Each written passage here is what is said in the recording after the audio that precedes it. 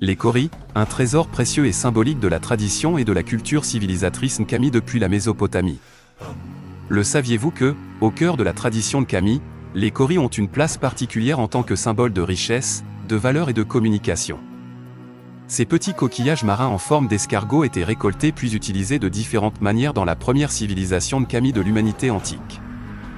À l'origine, les Koris étaient utilisés comme une forme de monnaie dans plusieurs régions du continent devenu Afrique.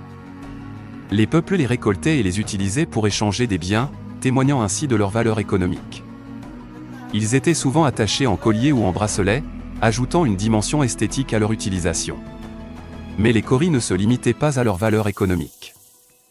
Dans la tradition Nkami, ils revêtaient également une importance rituelle et symbolique.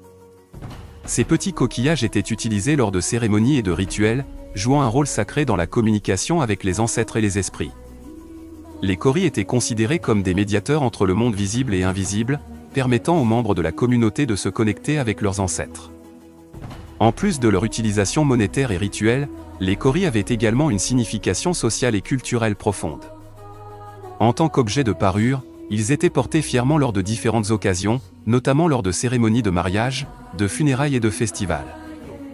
Ils étaient symboles de statut et d'appartenance, tout en étant un moyen d'expression artistique. Les Koris étaient également utilisés pour transmettre des histoires et des enseignements dans la tradition Nkami.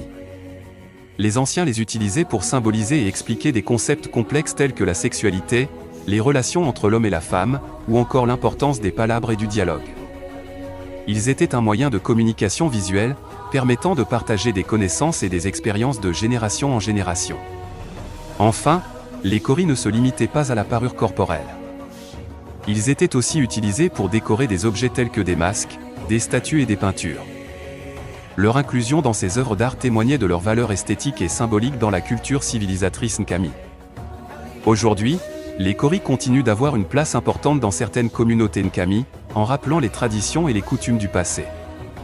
Ils sont aussi devenus des objets prisés par les collectionneurs et les amateurs d'art Nkami, témoignant ainsi de leur valeur historique et culturelle.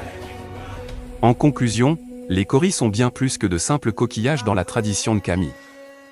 Ils représentent un trésor précieux et symbolique, utilisé à la fois comme monnaie, bijoux, outils de communication et objets d'art.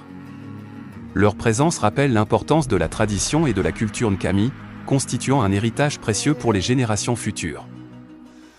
Texte de Nkami, Mutu, Bokoko et Zabokoko, si tu veux savoir plus, dis-le nous en commentaire. Abonne-toi et partage.